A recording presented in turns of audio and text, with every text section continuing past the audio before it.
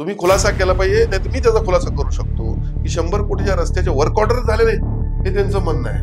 म्हणजे राजकारणाची एक मर्यादा किंवा पातळी जी आहे ती आता बंटी पाटीलने सोडली. ह्या लढाईमध्ये निगेटिव्ह नरेटिव्ह सेट करण्याचा प्रयत्न करतायत. ते म्हणतात सामान्य कार्यकर्ता वर्सेस राजेश क्षीरसागर. मी कोण? मी लोकांसाठी लढणार आहे, मी फेरीवाल्यांसाठी लढणार आहे, मी रिक्षावाल्यांसाठी लढणार आहे. आणि म्हणून मी गुंड नाही हो. मी कसला गुंड आहे? मी गुंडांच्यावर लढणारा सुशिक्षित गुंड आहे म्हटलं तर मला पटेल, पण मी गुंडगिरी कधीच केली नाही. मी लोकांना न्याय देण्याची भूमिका माझी. मित्रांनो नमस्कार, मी विजय चोरमारे. दिनमान मराठी या चॅनलमध्ये आपलं मनपूर्वक स्वागत आहे. विधानसभा निवडणुकीची रणधुमाळी अगदी जोरात सुरू झालेली आहे आणि सगळ्या प्रचारालाही रंग चढायला लागलेला आहे.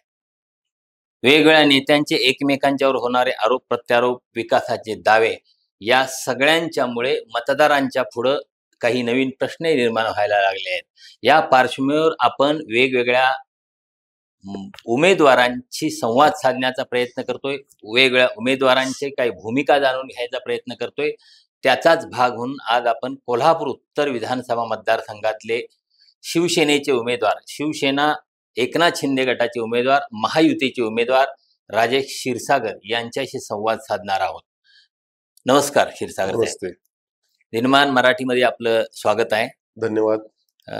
तुमची आताची निवडणूक ही 4थी निवडणूक आहे. हो, म्हणजे 2009 पासून तुम्ही निवडणुका लढवत आहात. 9ची 14ची 2 निवडणुका तुम्ही जिंकल्या. 19च्या निवडणुकीत दुर्दैवाने तुमचा पराभव झाला. तर यापूर्वी तुम्ही लढवलेल्या निवडणुका आणि आत्ताची निवडणूक यात तुम्हाला नेमका काय फरक जाणवतो? 2009ला म्हणजे अगदी सुरुवातीच्या काळात फक्त मी सर्वसामान्यांसाठी लढत उमेदवार होतो आणि मला भरभरून प्रेम मिळालं होतं. 2014 तर चारही पक्ष वेगवेगळे लढले, त्यामुळे देखील लोकांनी मोठ्या फरकानं मला निवडून दिलं. 2019ला ज्या पद्धतीनं आता विरोधकांच्याकडून कामाचं बोलायचं काय नाही, विकासावरती बोलत नाहीत, पण निगेटिव्ह नेरेटिव्ह सेट केला गेला आणि त्यामुळे माझा थोडक्यात पराभव झाला. म्हणजे मी अगेन्स्ट ऑल अशी पोझिशन त्यावेळी होती. आणि आता 2024ची परिस्थिती आपण पाहिली तर लोकांचं मला भरभरून प्रेम मिळतंय. प्रत्येक तालीम संस्था, मंडळ, सर्वसामान्य नागरिकांसह अगदी उद्योजक असतील, इंडस्ट्रियलिस्ट असतील, जे गेल्या 5 वर्षामध्ये मी विधानसभेची निवडणूक हरल्यानंतर जे काम केलं, म्हणजे हारून सुद्धा थांबलो नाही, त्याचा हा या ठिकाणी मला फायदा झाला असं म्हणावं लागतं. आणि अतिशय सुंदर या ठिकाणी मला रिस्पॉन्स मिळतोय असं वाटतंय. दोन्ही निवडणूक म्हणजे यापूर्वीच्या तुमच्या निवडणुकीतला आणि आताच्या निवडणुकीतला मला एक फरक जाणवतोय. तो म्हणजे यापूर्वी तुम्ही शिवसेनेचे उमेदवार असायचा, एकत्रित शिवसेनेचे उमेदवार होता. आता मधल्या काळात बऱ्याच राज्य पातळीवर अनेक काही राजकीय घडामोडी घडल्या. शिवसेनेचे 2 भाग झाले आणि शिवसेना विभागल्यानंतर, दुभंगल्यानंतरच्या परिस्थितीत तुम्ही उमेदवार आहात. या परिस्थितीकडे तुम्ही कसं बघताय? नाही, 2004ला राणे साहेब ज्यावेळी शिवसेनेतून निघून गेले त्यावेळी कोल्हापुरातली शिवसेना संपली असं मानलं जायचं. ती मी मोठ्या धडाडीनं शिवसेना प्रमुखांच्या आशीर्वादानं पुन्हा उभी केली. एकाचे 3 आमदार केले, 3चे 6 आमदार केले. आणि आज शिवसेनेचा चेहरा कोल्हापुरातला, एकत्रित शिवसेनेचा चेहरा म्हणून माझ्याकडेच पाहिलं जायचं. आज जर आपण पाहिलं तर कोल्हापूरच्या शिंदे साहेबांची आमच्या शिवसेनेमध्ये, धनुष्यबाणाच्या शिवसेनेमध्ये, शिवसेना प्रमुखांच्या विचारांच्या शिवसेनेमध्ये संपूर्ण शिवसेना मर्ज झालेली आहे. आणि जे काही उरले सुरले आहे त्यांच्यावरती लोकांचा अजिबात विश्वास नाही आहे. आणि त्यामुळं त्या एकंदरीत जी शिवसेनेमध्ये शिवसेना स्प्लिट झाली होती त्याचा मला कुठलाही फरक पडत नाही. मतदारांसह शिवसेनेचे सर्व कार्यकर्ते, पदाधिकारी देखील माझ्यासोबत आहेत. सरकार वेगवेगळ्या लाडकी बहीण, लाडके भाऊ अशा वेगवेगळ्या योजना आणते. तशा पद्धतीने मुख्यमंत्री एकनाथ शिंदे यांचे राज्यात काही लाडके लोक आहेत, त्यात तुमचं नाव घेतलं जातं की एकनाथ शिंदे यांचे अत्यंत जवळचे विश्वासू तुम्ही सहकारी म्हणून तुम्हाला ओळखलं जातं. पण त्याच वेळी दुसरीकडे तुमच्यावर गद्दारीचा शिक्का मारला जातो.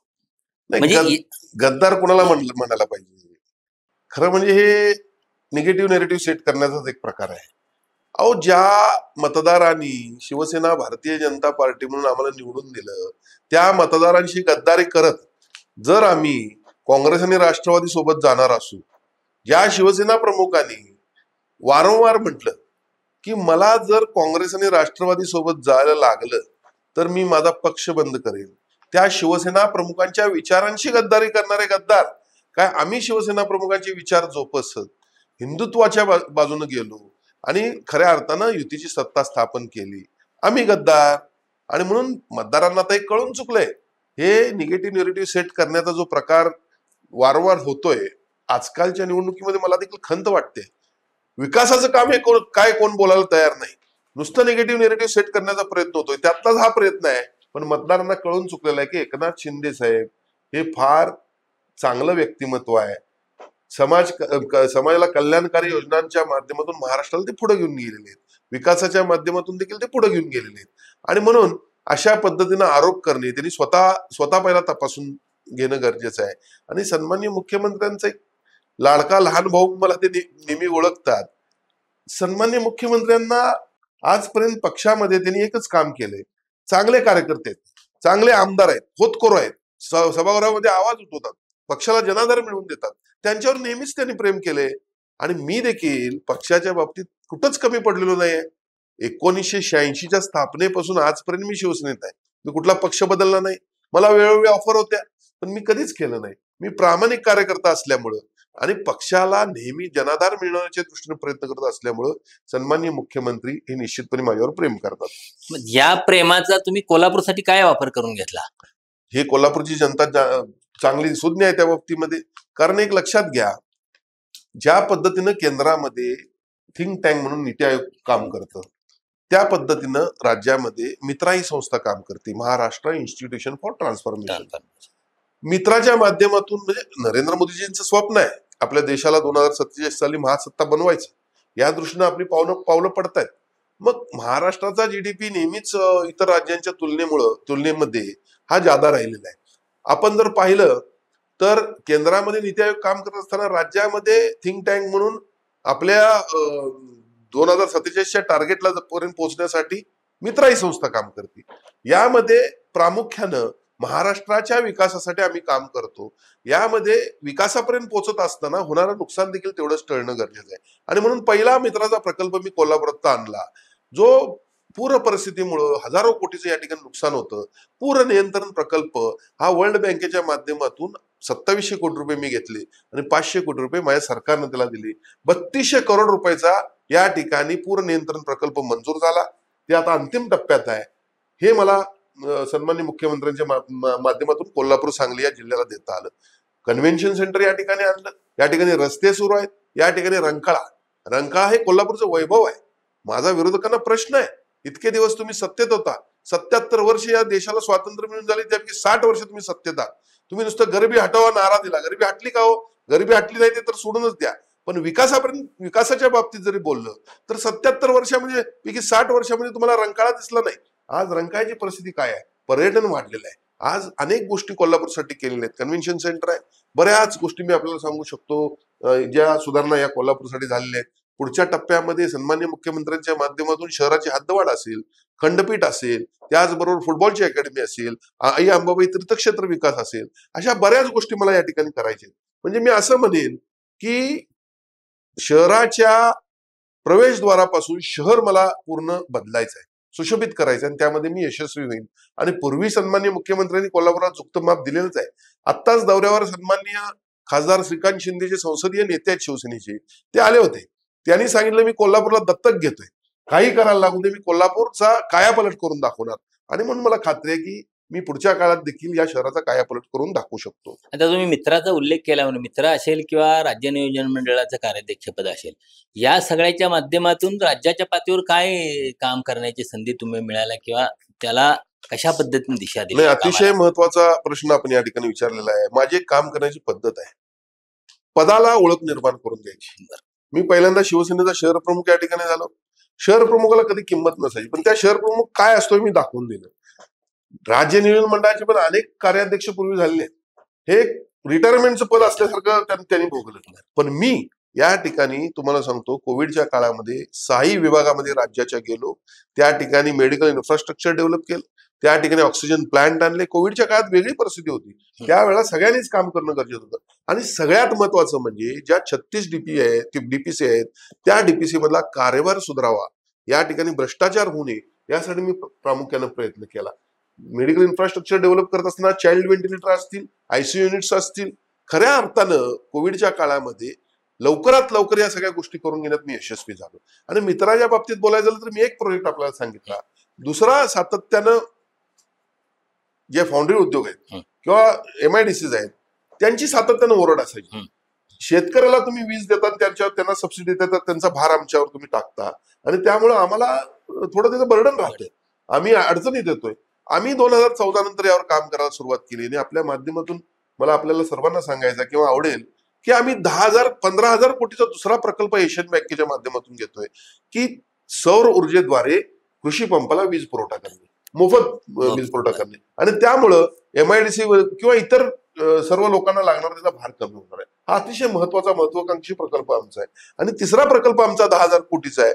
नाबार्डच्या माध्यमातून जवळपास 144 अपुरे प्रकल्प आहेत. जसे आपण कृष्णा खोरे समजू पश्चिम महाराष्ट्राला, हे प्रकल्प देखील मला पूर्ण करून घ्यायचे. आणि म्हणून अतिशय सुंदर हे काम सुरू आहे. आणि त्याचबरोबर प्रत्येक जिल्हास्तरीय आम्ही शाश्वत विकास परिषद घेतोय. जिल्ह्याचं प्रगतीचं पोटेन्शियल ओळखून त्या ठिकाणी विविध सेक्टरमध्ये काम करून त्या ठिकाणी प्रगतीच्या दिशेने जाण्याचं आमचं काम सुरू आहे. हे आता आमच्या मित्राच्या माध्यमातून काम सुरू आहे. ही मला काम करण्याची संधी मिळते. तुम्ही जे पूर नियंत्रणाचं सांगितलं, आता जो कोल्हापूरला नेहमी महापुराचा फटका बसतो, नेमकं काय काय त्यामुळं शक्य होणार आहे? हे बघा, आपण ज्येष्ठ सिनियर पत्रकार आहात, नेहमी मुंबईला आपलं वास्तव्य असतं. मला पण आठवतं की लहानपणापासून एक पावसाळा सुरू झाला की एक बातमी नेहमी असायची, मुंबईला हिंदमाता थिएटर जवळ पाणी भरलं आणि रोड बंद झाला. तर मुंबईच्या डिझास्टर मॅनेजमेंटने काय केलं, हिंदमाता थिएटरच्या अंडरग्राऊंड एक टँक तयार केला पाण्याचा, की जेणेकरून आता ती बातमी आपल्याला वाचायला मिळत नाही. म्हणजे आता टनल्स जसे निर्माण होतात, आता हायटेक सगळी सिस्टीम आलेली आहे. टनल निर्माण करत असताना वरच्या आपल्या इन्फ्रास्ट्रक्चरला काही धोका होत नाही. ज्या पद्धतीनं लंडनला मेट्रोचं खाली सिटीमध्ये पूर्ण मेट्रोचं जाळ आहे, पण सिटीला कुठला धोका नाही. आणि म्हणून अशा पद्धतीनं हिंदमाता थिएटरच्या खाली जो टँक तयार केला गेला, तो वरती पाणी साचणार, खाली पाणी साचते, त्याचा आपल्याला रिसायकल करून पाण्याचा वापर करून, असे त्यात काही प्रोजेक्टमध्ये आहेत. त्याचबरोबर तुम्हाला सांगतो, आपण इथनं पाणी शिफ्ट करून धाराशिवला नेणार आहे. म्हणजे ज्या ठिकाणी पाणीच मिळत नाही त्या ठिकाणी पाणी आपण इथनं शिफ्ट करू, हा दुसरा टप्पा आहे. त्याचबरोबर तुम्हाला सांगतो, राधानगरी धरणामध्ये स्वयंचलित दरवाजे, आणि धरण भरलं की दरवाजे उघडले की ते पाणी वाहतच राहतं. आणि त्यामुळे काय होतं, पाण्याचा फोर्स खाली येतो आणि पूर परिस्थिती निर्माण होती. ते आता स्वयंचलित दरवाजे जे आहेत ते आपण आता मॅन्युअली करतोय, की जेणेकरून पाणी कमी झाल्यानंतर पुन्हा ते दरवाजे आपल्याला बंद करता येतील, पाण्याचा फोर्स कमी होईल. आणि यासह शहरातल्या सर्व ड्रेनेज सिस्टीम सुधारणे, ह्या बऱ्याच गोष्टी आहेत. मी म्हटलं तशा त्यामध्ये विविध टँक्स असतील. आता ज्या शिरोलीच्या पुलाला पाणी तटतं आणि त्यामुळं ते बॅक वॉटर येतं, ते देखील स्टील पार्किंग, आपण त्या छोटे आपले पूल आपण पिलर म्हणतो, त्या पिलरवरती आपण ते हे घेतोय. अशा पद्धतीच्या अनेक उपाययोजना त्यामध्ये आहेत, की जेणेकरून आज बघा कोल्हापूरमध्ये एक ब्ल्यू लाईन आणि रेड लाईनचा एक विषय येऊन बसलाय. म्हणजे लोकांनी कोट्यावधी रुपयाला जमिनी घेतलेल्या आहेत आणि त्या ठिकाणी त्यांना बांधकाम करता येत नाही, आणि त्यामुळे पूर परिस्थिती नियंत्रणात आली की हे देखील उठून जाणार आहे. त्यामुळे कोल्हापूरचं होणारं फार मोठं नुकसान टाळणार आहे. तर कोल्हापूरची आताची जी निवडणूक आहे त्या निवडणुकीकडे परत जरा येऊया आपण.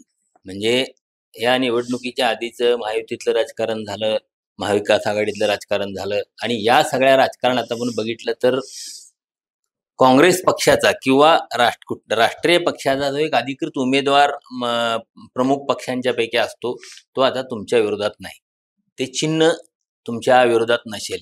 याचाकडे तुम्ही कसं बघता? म्हणजे याचा फायदा किंवा अन्य काही गोष्टी? नाही बघा, लोक या सगळ्या राजकारणाला कंटाळलेले आहेत. लोकांनी काँग्रेस अंतर्गत झालेलं जे काही हे नाट्य हे पाहिलेलं आहे. आणि खऱ्या अर्थानं काँग्रेस पक्षाच्या बाबतीत जर असं घडत असेल, काँग्रेसच्या कार्यकर्त्यांचाच त्यांच्यावर विश्वास राहिलेला नाही. काँग्रेसच्या कार्यकर्ते तुमचे ऐकत नाहीत. शेवटी महाराजांना दम देण्यापर्यंत तुमची ताकद एवढी आहे का? माझ्यासारख्या कार्यकर्त्यानं महाराजांना दम दिला असता तर कोल्हापूर बंद झालं असतं. आणि मग ह्यांची एवढी दादागिरी कसली? काँग्रेसच्या कार्यकर्त्यांनी मला किंवा जनतेने देखील या ठिकाणी सिरियस घेतलं पाहिजे. महाराजांना कोण दम देऊ शकतो? महाराज ते महाराज आहेत. मी आजपर्यंत माझ्या तोंडातनं कधी त्यांच्या विरोधात नाव काढलेलं नाही किंवा हे आपण करू शकत नाही. त्यांचं फार मोठं कोल्हापूरच्या विकासासाठी किंवा कोल्हापूरच्यासाठी योगदान आहे. आणि मग अशा वेळेला लोकांच्या मध्येच त्यांच्याविषयी एक वेगळं वातावरण झालेलं आहे. सुरुवातीला त्यांनी उमेदवारी जाहीर केली, परत बदलली, परत पुन्हा आणि अशा पद्धतीने झालेलं आहे. आणि तरी मी देखील तुम्हाला सांगतो की गेल्या 5 वर्षामध्ये सन्माननीय मुख्यमंत्र्यांच्या माध्यमातून बघा 2019च्या निवडणुकीमध्ये मी पराभूत झालो, पण पराभवाने मी खचलो नाही. दुसऱ्या दिवशी आंदोलनाबाहेर पडलो. कारण शिवसेना प्रमुख नेहमी म्हणायचे सत्ता असल्यावरच काम होतं असं नाही, तुमच्यात प्रामाणिकपणा पाहिजे. आणि दुसऱ्या दिवसापासून कामाला लागलो. माझ्याकडे ही विविध पदं राज्य शासनानं ठेवली. त्याचा बेनिफिट घेत मी पुढच्या आजच्या निवडणुकीची तयारी केली. आणि मी ज्यावेळी निवडणुकीला उभा राहिलो, म्हणजे शिकारीला जाताना आपण सशाच्या शिकारीला जर गेलो तर समोर वाघाला मारायचं या भूमिकेतनं जायचं आहे. आणि अशी तयारी मी केली. त्यामुळे कोल्हापुरातला कुणी जरी उभारला तर त्याला माझ्या कामानं आणि माझ्या जनतेच्या जोरावर किंवा मी जे आता तालीम संस्था मंडळ जे आहेत, जुना माझा भाग आहे, हा अत्यंत माझ्यावर प्रेम करणार आहे. आज जर आपण पाहिलं तर अगदी बुधवार पेठेपासून रविवार पेठेपर्यंत त्यांचं बूथ लागणार नाही अशी परिस्थिती आहे. म्हणजे 1.5 लाख मतदारांच्या ठिकाणी आज मी कुणालाही काही बोललेलं नाही. आपोआप ती सगळं तिथं ते ध्रुवीकरण होतंय. आपोआप सगळ्या तालीम संस्था एकत्र यायला लागलेत, मंडळ एकत्र यायला लागलेत. एक दोघं चौघं विरोध हा असणार, पण अशा पद्धतीनं एक वेगळं वातावरण सगळ्या पेटात नव्हतंय. आणि त्यामुळे मला या ठिकाणी मी निवडणूक शेवटच्या क्षणापर्यंत लढायची.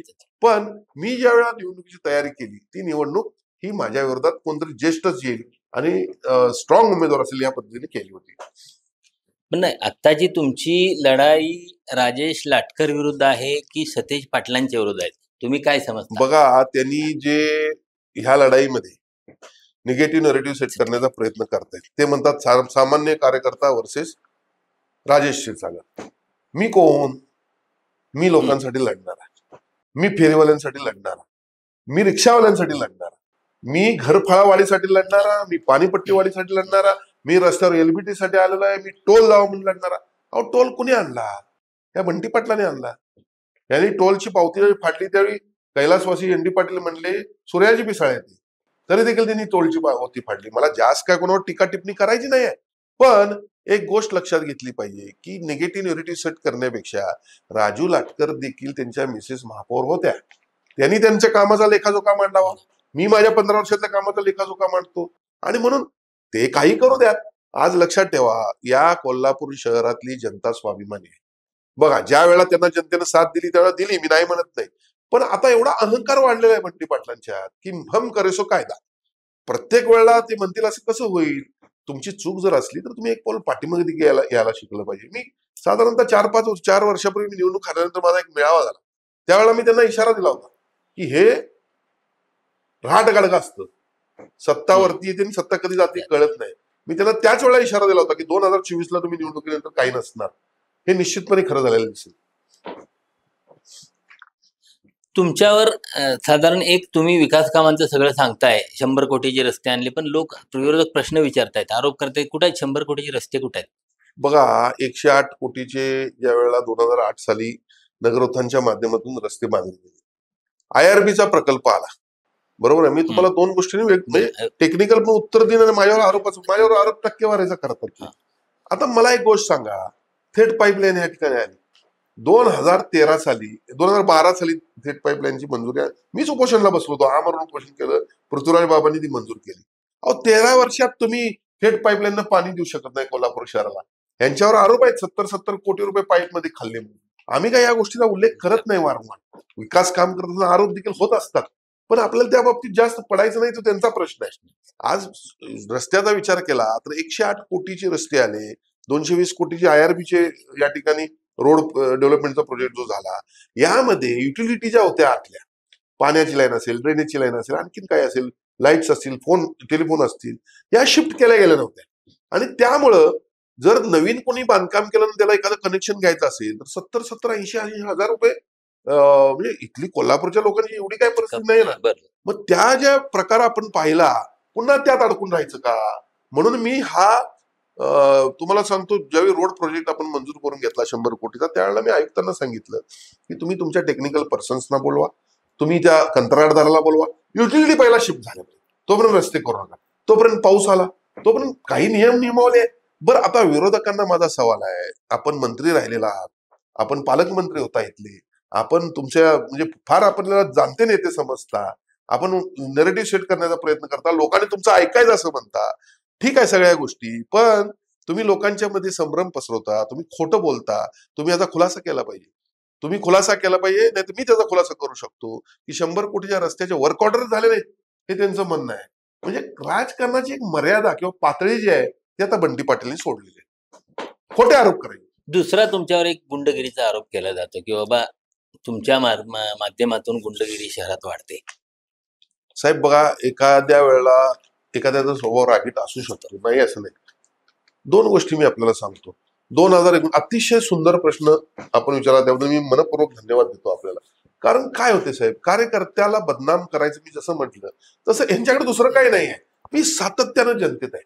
मी 24 तास जनतेसाठी प्रामाणिकपणानं काम करतो आणि यश देतो. असं नाही की शिवसेना प्रमुख नेहमी म्हणायची की तुमच्या दारातल्या चपलावरून तुमची संपत्ती कळायला पाहिजे. आज माझं चॅलेंज आहे, कोल्हापुरातल्या कुठल्या जिल्ह्यात, कोल्हापूर जिल्ह्यातल्या कुठल्याही नेत्याच्या दारात गर्दी नाही तेवढी माझ्या ऑफिसमध्ये आहे. आणि मी त्यांना देतो, त्यांना मी न्याय देतो, विविध माध्यमातून न्याय देतो. असं होत असताना गेल्या निवडणुकीमध्ये 2010ला एक तिथं महानगरपालिकेची निवडणूक झाली होती. त्या निवडणुकीमध्ये शिवसेनेचा रिझर्व्ह मतदारसंघातून उमेदवार होते महेश कदम. त्यांना आम्ही निवडून आणलं होतं. निवडून आणला असता 2015ला तो मतदारसंघ बदला, तिथं ओबीसी झाला. त्या ठिकाणी आम्ही नागेश गोरपडेंच्या मिसेस ज्या महिला बाल कल्याणच्या सभापती होत्या त्यांना तिकीट दिलं.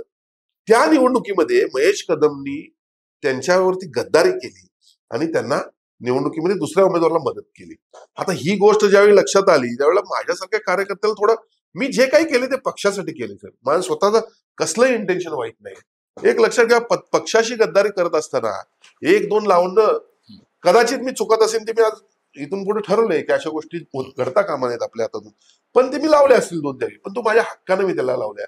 पण त्याचं शूटिंग करून घेऊन ते निवडणुकीच्या शेवटच्या दिवशी 2019ला अशा पद्धतीनं लोकांच्यात बिंबवलं गेलं की एका बिल्डरला मारहाण केली.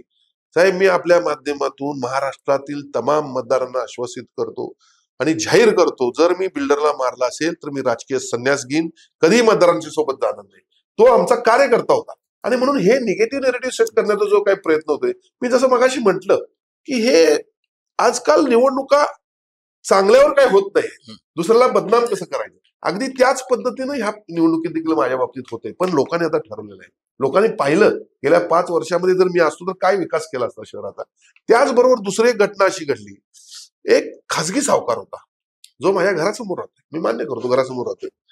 तर मी तुम्हाला नावानिशी त्यानं कोणाकोणाला लुटलं, कसं कसं लुटलं, कसं देशोधडीला लावलं मी देऊ शकतो. कोल्हापूर महानगरपालिकेमध्ये तो कामाला आहे, मेकॅनिकल म्हणून काहीतरी कामाला आहे. तर एक पिराळे म्हणून स्वीटी म्हणून दुकान आहे आपल्या, मी राहतो त्याच्यावरती. तर त्या लोकांना त्यानं 25 लाख रुपये वेळोवेळी देऊन 75 लाख रुपयाला लुबाडलं. बरं, आता लुबाडलं तर तुमचा प्रश्न आहे, त्यानं घेतले, तुम्ही दिले.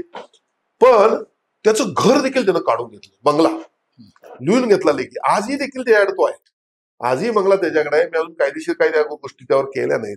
मग अशा वेळेला मी त्याला समजून सांगितलं, अरे तुम्ही ठीक आहे, लोकांना किती पिळता, सर्वसामान्यांच्या पाठीमागे कोण नसतं म्हणून तुम्ही काही करावं का. तर त्याला मी विनंती केली, पण त्यानं ऐकलं नाही. घरात वेळोवेळी त्यांचा दंगा, मी त्याला 2-3 वेळा सांगितलं, बाबा त्याला त्रास देऊ नको. मग त्यावेळेला अति सहन होत नाही म्हणल्यावर पिराळे मायडा आले, म्हटलं तुम्ही कंप्लेंट करा. मग आता माझ्या हातात करायला मी कंप्लेंट करा म्हणून सांगितलं. हा डाव त्याच्या मनात होता, हा त्यानं मनात डाव ठेवला आणि त्याने कॅमेरे कुठं लावलेले मला माहित नाही. बरं, आता साहेब आपण जाता आता इझी कुठं काय झालं तर कॅमेरे आपण कोण असं असतं का, हे जाणीवपूर्वक मला बदनाम करण्याच्या दृष्टीनं हे षडयंत्र रचलं गेलं. आणि ज्या वेळेला माझ्या चिरंजीवाची पश्चिम महाराष्ट्र प्रमुख म्हणून युवा सेनेच्या पदी निवड झाली, त्यावेळेला तुम्हाला सांगतो, घरीवरती जेवण होतं माझ्या टेरेसवर, जाणीवपूर्वक त्यानं माझ्या दरवाज्यावर लाथा घातल्या. आता मी आमदार 2 वेळा राहिले, माझ्या पाठीमागे एवढं कोल्हापूर शहर आहे. थोडं माझ्या मुलाला राग आला, तो विचारला गेला, काय रे कशा करता दरवाजा लात मारतोस, आमदार राहिलेल्या माणसाच्या घरावर, म्हणजे काय मग काही करायचं काय कोणी पण येऊन आपल्या घरावर. मग त्याने 1-2 त्यावेळी पण झालं. शेवटी तुम्ही जर आता मला सांगा, तुम्हाला विरोध पण करू नये का लोकांना काय केलं तर, त्याचं देखील त्यांनी भांडवल केलं. आणि म्हणून मी गुंड नाही हो, मी कसला गुंड आहे, मी गुंडांच्यावर लढणारा सुशिक्षित गुंड आहे म्हटलं तर मला पटेल, पण मी गुंडगिरी कधीच केली नाही. मी लोकांना न्याय देण्याची भूमिका माझी नेहमी आहे. मी अधिकाऱ्यांशी लढलो, अनेकांशी लढलो, पण सर्वसामान्य लोकांसाठी लढलो. माझ्यामध्ये 100% प्रामाणिकपणा आहे, मी तुम्हाला या बाबतीत सांगू शकतो. तर जे तुम्ही आता विकास कामं मगाशी सांगितली बरीच, त्यातलं एक महत्वाचं म्हणजे रंकाळा सुशोभीकरणात ही संकल्पना कशी सुचली आणि कशी साकारली तुम्ही? बघा, अनेक वर्ष या ठिकाणी रंकाळ्याच्या बाबतीमध्ये नुसतं राजकारण व्हायचं. रंकाळ्याच्या बाबतीत जर बोलायचं झालं तर सुरुवातीला ज्यावेळी सन्माननीय मुख्यमंत्री महोदय 2019ला नगर विकास मंत्री झाले आणि खरं म्हणजे माझ्या निवडणुकीतला पराभव त्यांना पचला नव्हता. त्यांना फार वाईट वाटलं होतं. मी हरूच कसं शकतो, कारण ते माझ्यावर 15 दिवस या ठिकाणी पूर परिस्थितीमध्ये थांबले होते मंत्री होय, असताना बरोबर. आणि पूर्ण आम्ही सेवा केली होती. बरोबर. प्रचंड मोठ्या प्रमाणात आम्ही देखील मदत केली होती. 300 ट्रक धान्य या ठिकाणी आलं होतं आणि आपण प्रामाणिकपणाने ते केलं होतं. तर त्यामध्ये त्यांना ते माझा पराभव हे त्यांना पचला नव्हता. ते ज्यावेळी मंत्रिमंडळामध्ये गेले, नगरविकास मंत्रिपद त्यांना मिळाल्या वेळेला त्यांनी पहिला दौरा कोल्हापूर घेतला. पहिला दौरा कोल्हापूर घेत असताना माझ्याकडे काही मुद्दे होते, मी त्यांना घेऊन फिरलो, रंकाळ्यावर गेलो. रंकाळ्याकडे ते पाहतच राहिले. अरे किती सुंदर रंकाळा, याला यासाठी काही केलं पाहिजे. म्हणजे साहेब, आपण नगरविकास मंत्री आता करू शकता. तातडीनं त्यांनी 20 कोटी रुपये दिले. आता रंकाळ्याचा डीपीआर तयार होता. मी त्या बाबतीत मी श्रेय घेऊ इच्छित नाही. तो डीपीआर तयार होता, त्याचं टेंडर झालं, वर्क ऑर्डर झाली, ते काम सुरुवात झाली. आता ते रंकाळा त्याला मूर्त स्वरूप घेताना दिसतोय. त्याच्यामध्ये आणखीन 5 कोटी रुपयाचा आम्ही म्युझिकल फाउंटन देखील लावतोय, जो आता मंजूर झालेला आहे. त्याची वर्क ऑर्डर देखील झालेली आहे. ते तुम्हाला सांगतो, ज्या पद्धतीनं हुसेन सागर तलाव हैदराबादला आहे, ज्या पद्धतीने फुटाळा तलाव नागपूरला आहे, त्याच्यामध्ये जे म्युझिकल फाउंटन बसवलं गेलं, त्या पद्धतीने आपण हे करतोय. ही रंकाळ्याची कल्पना म्हणजे आपण जसं म्हणतो की आपल्या मनातच विकासाचं असावं लागतं, जे यांना कधी सुचलं नाही माझ्या विरोधकांना. हे पालकमंत्री होते. अहो, पालकमंत्री म्हणजे 500 कोटी रुपये तुमच्या हातात आहेत. का बरं 10-20 कोटी त्या रंकाळ्याला तुम्ही दिले नाही? पर्यटनचा हेड आहे आपल्याकडं. का बरं लाईट्स तिथं लावल्या नाहीत? आज अनेक गोष्टी आम्ही केलेल्या तुम्हाला सांगू शकतो. रंकाळ्यापासून अंबाबाई मंदिरापर्यंतचे लाईट्स मी लावलेले आहेत. अंबाबाई भवानी मंडपापासून राजवाड्यापर्यंतचे लाईट्स मी लावलेले आहेत. पंचगंगा घाटाचा विकास मी केलेला आहे. ह्या गोष्टी म्हणजे खरं म्हणजे जो त्या पदापर्यंत जातो त्याला कोणी सांगायची गरज नाही. त्याचं विजनच असलं पाहिजे. आणि म्हणजे एक विजन माझ्याकडे या शहराच्या विकासाचा आहे. त्या माध्यमातून मी पुढच्या काळामध्ये चालणार आहे. कोल्हापूरचा विकासातला सगळ्यात महत्वाचा एक भाग आहे म्हणजे तो इथला पर्यटनाचा विकास. म्हणजे इथलं तीर्थक्षेत्र विकास असेल, इथले ऐतिहासिक किल्ले असतील, ह्या सगळ्या ह्याच्यात मग ह्या एकूण कोल्हापूरच्या पर्यटन विकासासाठी काय योजना आहेत नेमक्या? कारण सगळ्या गोष्टी आहेत, पण इथं पर्यटक येतात, एका दिवसात निघून जातात. त्यामुळे इथं होतं काय की इथलं म्हणजे इथल्या पर्यटनाचा जो इथं स्थानिक पातळीवर वेगवेगळ्या घटकांना उपयोग व्हायला पाहिजे तो होत नाही. त्याच्यासाठी काय तुमच्याकडे योजना? बघा, मी मित्राच्या माध्यमातून मी मगाशीच आपल्याला बोललो की शाश्वत विकास परिषदा सगळ्याकडे सुरू केल्या आणि जिल्ह्याचं पोटेन्शियल ओळखून विकासाचं त्यामध्ये काम करणं या शाश्वत विकास परिषदेचा मुख्य उद्देश आहे. जे मी म्हटलं, मित्रा राज्याचं थिंक टँक म्हणून काम करते. पहिल्या शाश्वत विकास परिषदेमध्ये आम्ही 5 पॉइंट घेतले. ऍग्रिकल्चर, IT, टुरिझम आणि मला वाटतंय फाउंड्री आणि एक असे 5 त्या ठिकाणी विषय घेतले. त्यात पर्यटन पण होता. पर्यटन आपण म्हणताय ते अगदी बरोबर म्हणताय, कारण वेळोवेळी आम्ही परिषदांमध्ये जातो, त्यामध्ये बाहेरून आलेला एक पर्यटक हा 6 ते 8 लोकांना रोजगार देतो. म्हणजे अगदी इंडस्ट्रीपेक्षा जास्त त्याचं जास्त काउंट आहे रोजगार निर्मितीच्या बाबतीत. आणि म्हणून पर्यटनावर आमचा निश्चितपणे भर आहे. किमान 3 दिवस पर्यटक राहायला पाहिजे, तर तो विकासापर्यंत शहराला किंवा त्या ठिकाणाला घेऊन जातो. यामध्ये एक दिवस आपण जे म्हणतो की धार्मिक पर्यटन आहे, एक दिवस आपण म्हणतो की ते ज्या पद्धतीने आपण गडकोट किल्ले आणि सौंदर्य, निसर्ग सौंदर्य, ते सगळं पर्यटन आहे. आणि तिसरा महत्वाचा मुद्दा म्हणजे लहान मुलापासून ज्येष्ठांपर्यंत लोक पर्यटनासाठी येत असतात. लहान मुलांसाठी एक अम्युजमेंट पार्क हा एक दिवसाचा तिथं खेळला गेला पाहिजे. म्हणजे आपण कुठल्याही मोठ्या कंट्रीमध्ये गेलो, सिटीमध्ये गेलो, तर त्या ठिकाणी एक दिवस तो त्यासाठी लहान मुलांसाठी कोणी ठेवतो. आणि म्हणजे येऊन जाऊन एक 4-5 दिवस असं एक 5 दिवसाचं पर्यटन हे आपण कोल्हापूरसाठी आता त्याचा एक मॅप तयार केलाय, डीपीआर तयार केलेला आहे. यामध्ये विविध आता आपले गडकोट किल्ल्यामध्ये काही गोष्टींचे आपल्याला रिस्ट्रिक्शन्स आहेत. त्या ठिकाणी जर तुम्हाला कन्स्ट्रक्शन करता येत नसलं तर त्याच्या आसपासला थोडं फूड पर्यटन टाईप आपण जिथे बाहेरून लोक येतील, त्या ठिकाणचं स्वतः शिजवतील, स्वतः खातील, त्या ठिकाणी राहण्याची व्यवस्था, म्हणजे बऱ्याच गोष्टी आपल्याला पुढच्या काळामध्ये या कोल्हापूरसाठी करायच्या. बघा, मी आपल्याला एक गोष्ट निदर्शनास आणून देऊ इच्छितो की आपण पन्हाळा पावनखिंड हे ऐकलंय. पावसाळ्यामध्ये अनेक पर्यटक त्या ठिकाणी जातात, पण आजपर्यंत त्या ठिकाणी आमच्या विरोधकांना असं का वाटलं नाही हो की त्या ठिकाणी काही डॉर्मेटरी बांधावी? कारण एक लक्षात घ्या, त्याला 2 हे आहेत, आपण म्हणतो त्याला हॉल्ट आहेत, हॉल्ट बरोबर. ते 2 हॉल्ट मध्ये लोक कशी राहतात ना ते आम्हाला माहित आहे. मी तातडीनं सन्माननीय मुख्यमंत्र्यांना सांगितलं की त्या ठिकाणी एक डॉर्मेटरी चांगली तयार झाली पाहिजे आणि मग आम्ही 15 कोटी रुपये त्या ठिकाणी दिले. हा पर्यटन विकासाचा एक भाग आहे. आणि अशा पद्धतीनं म्हणजे अगदी दाजीपूर पासून आंब्यापर्यंत हे जे निसर्ग सौंदर्य आपलं आहे तिथं ट्रेक तयार करावा. त्या ठिकाणी म्हणजे बऱ्याच गोष्टी आमच्या आता पुढच्या काळामध्ये आपल्याला करायच्या आहेत. मी निश्चितपणे आपल्याला सांगतो की पर्यटनाचा विकास होण्यासाठी आमचा निश्चितपणे प्रयत्न राहील. परत एकदा जुन्या तुमच्या शिवसेने संबंधित विषयाच्याकडे तुम्ही बाळासाहेब ठाकरेंचे अतिशय जवळचे होता. म्हणजे बाळासाहेब शिवसेना प्रमुख राज्यातल्या फार मर्यादित लोकांना हो. नावानिशी आणि सगळं ओळखत हो, होते, हो. त्यात तुम्ही होता. उद्धव ठाकरेंशी तुमचे चांगले संबंध होते. अगदी कोल्हापूरची मधली पोटनिवडणूक झाली त्या पोटनिवडणुकीपर्यंत नंतर सुद्धा. मग हे सगळं घडल्यानंतर उद्धव ठाकरेंशी कधी संपर्क आला, संवाद झाला किंवा काय? नाही बघा, एक मी गोष्ट सांगितली आपल्याला की माझे संबंध होते, चांगले होते, पण शेवटी शिवसेना प्रमुखांच्या विचारांची प्रतारणा झाल्यावर आम्हाला हे निर्णय घ्यावा लागला आणि मी त्यांच्यावर आजपर्यंत कधी टीका नाही केली. आता खरं म्हणजे तुम्हाला सांगू, आदित्य ठाकरे या ठिकाणी येतात, निव्वळ माया नावानंच ओरडतात, जाईल तिथं महाराष्ट्रात. म्हणजे त्यांचा एक टार्गेट काय आहे की जो चांगलं काम करतो त्याच्यावरची टीका करायची. आता या सगळ्या गोष्टी खरं म्हणजे घर फुटत असताना ते काय 100% बरं वाटतं असं नाही, पण सत्याच्या बाजूने जाणं बरोबर आहे. शिंदे साहेबांची जी शिवसेना जोपासली ते उद्धवजी नाही जोपासू शकत होते, कारण त्यांच्या हातात कंट्रोल नव्हता. आणि मी नेहमी म्हणायचो की मातोश्री हे मंदिर आहे, मंदिरातून देवारातून देवाला बाहेर काढणं ही फार मोठी चूक आहे आणि त्याचं निव्वळ कारण आदित्य ठाकरे. हे जे युवा सेनेच्या माध्यमातून त्यांनी मुख्यमंत्री उद्धव साहेब जी संकल्पना आणली आणि ह्या माध्यमातून हे सगळं पुढे घडत गेलं. सीएम साहेबांनी म्हणजे उद्धव साहेब सीएम असताना ज्या टीका होत गेल्या त्या आम्हाला मनाला झोंबणाऱ्या होत्या. आजपर्यंत मातोश्रीवर कोण बोललं नव्हतं, कुणीही उठायचं, कुणीही फालतू लोक त्यांच्यावर बोलायला लागले. आणि म्हणून ह्या सगळ्या गोष्टी त्यांच्या चुकीमुळे घडलेल्या आहेत.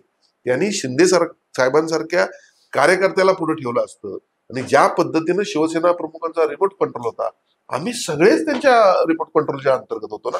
शिवसेना प्रमुख आम्हाला नावानिशी ओळखायचे. मला तर एकदा एक आठवण मी तुम्ही विषय काढला म्हणून सांगतो. IRBचा प्रकल्प सुरू होता आणि कसबा बावड्यामध्ये तुम्हाला सांगतो उभा ऊस कापून टाकला होता रस्त्यावर, रस्ता वाढवण्यासाठी. मला सकाळी 6 वाजता शिवसेना प्रमुखांचा फोन आला, काय करताय, झोपलाय का तुम्ही अजून? हे ऊस शेतकऱ्याचा असा ऊस काढून टाकला होतो. हा देखील त्या बंटी पाटलांनी त्यावेळी IRB प्रकल्प आणला होता आणि जबरदस्ती करून काढून टाकला होता. मी म्हणलं साहेब मी याच्या विरुद्ध लढतोय असं मी त्यांना. म्हणजे शिवसेना प्रमुखांचं एवढं बारीक लक्ष असायचं. मला वाटतं सकाळनं त्यावेळी लावला होता तो फोटो आणि ते सकाळच्या फोटो बघितल्यावर त्यांचा मला फोन आला होता. आणि म्हणून माझे त्यांच्याशी पर्सनली संबंध होते. अनेक वेळा मी त्यांच्यासोबत जेवलेलो आहे, अनेक वेळा नाश्ता केला, अनेक लोकांना तिथे घेऊन जाण्याचा मला योग आलेला आहे. मला ते फार मानायचे, कारण मी एक कार्यकर्ता म्हणून लढाऊ होतो. आणि आता उद्धवजी पण मला मानायचे नाही असं नाही, पण एक कार्यपद्धतीमध्ये फरक असतो. शिंदे साहेबांनी माणसं घडवली, त्यांच्या स्वतःच्या कर्तृत्वानं महाराष्ट्र घडवण्याची आता त्यांची जिद्द आहे आणि त्यापर्यंत ते पोहोचतायत असं मला वाटतं. शेवटचा प्रश्न एकूण कोल्हापूरच्या संदर्भात, कोल्हापूरच्या विकासाच्या संदर्भात. आता या टप्प्यावर म्हणजे तुम्ही 2 वेळा आमदार झालेला आहात, राज्याच्या पातळीवर काही महत्वाची पदं भूषवल्यानंतर 3री निवडणूक लढवत आहे. तर या टप्प्यावर कोल्हापूरच्या विकासाचं व्हिजन काय आहे तुमचं नेमकं? मी मगाशीच आपल्याला सांगितलं की कोल्हापूरचा विकास आजपर्यंत झाला नाही. अनेक जण मंत्री झाले, पालकमंत्री झाले, स्वतःचा विकास त्यांनी केला. विकास म्हणजे काय लागतं हो? प्राथमिक सोयी सुविधांवर तुम्ही पहिल्यांदा लक्ष दिलं पाहिजे. शहराची हद्दवाढ केली पाहिजे. त्या शहराच्या ज्या ज्या गरजा आहेत, अंबाबाई तीर्थक्षेत्राचा विकास केला पाहिजे. तुम्हाला सांगतो आज कोल्हापूर, सांगली, सातारा, सोलापूर, सिंधुदुर्ग, रत्नागिरी या 5-7 जिल्ह्यातल्या लोकांना न्यायालयामध्ये न्याय मिळत नाही, कारण मुंबईला जाणं राहणं, वकिलाची फी परवडत नाही. या ठिकाणी खंडपीठ आलं पाहिजे. त्याचबरोबर शहरामध्ये अंडरपास असतील, ओव्हरब्रिज असतील, IT पार्क असेल, म्हणजे आता ह्या ग्राउंड असतील, गार्डन्स असतील, ह्या सगळ्या डेव्हलप केल्या पाहिजे आणि खऱ्या अर्थानं मोठे उद्योग आले पाहिजेत. या सगळ्या गोष्टी आता कोल्हापूरचं आणि फुटबॉलचं एक वेगळं नातं आहे, ही नाळ आहे. कोल्हापूरचे युवक मोठ्या प्रमाणात आंतरराष्ट्रीय स्तरावर खेळत आहेत. ही फुटबॉल अकॅडमीचं माझं या ठिकाणी स्वप्न आहे आणि म्हणून फेरीवाला झोन या ठिकाणी कोल्हापुरात नाही. म्हणजे छोट्या छोट्या अनेक गोष्टी करण्यासारख्या आहेत. ट्रॅफिक सिस्टीम सुधारवायची आहे आणि ह्या सगळ्या करत असताना कोल्हापूर हे ऍक्च्युअली स्वतःच्या जीवावर उभं राहिलेलं शहर आहे. पर कॅपिटल इन्कम मध्ये 2 नंबरला आहोतच, पण त्याला एक वेगळी दिशा किंवा त्याला एक डिझाईन तयार करणं देखील आपल्या हातात आहे. ते आपल्याला केलं पाहिजे आणि सरकारच्या माध्यमातून ज्या ज्या गोष्टीची आवश्यकता आहे त्या निश्चितपणे करण्याचा माझा या ठिकाणी प्रयत्न आहे. तर मित्र हो, हे होते कोल्हापूर उत्तर मधले शिवसेनेचे महायुतीचे उमेदवार राजेश क्षीरसागर. आपण त्यांच्याशी एकूण कोल्हापूर शहरातलं राजकारण, त्यांनी मित्राच्या माध्यमातून केलेलं राज्य पातळीवरचं काम, कोल्हापूरच्या विकासासाठी केलेलं काम या संदर्भात आणि कोल्हापूरच्या विकासाचं व्हिजन या संदर्भात आपल्याशी सविस्तर गप्पा मारल्या आहेत. त्याबद्दल धन्यवाद. थँक्यू.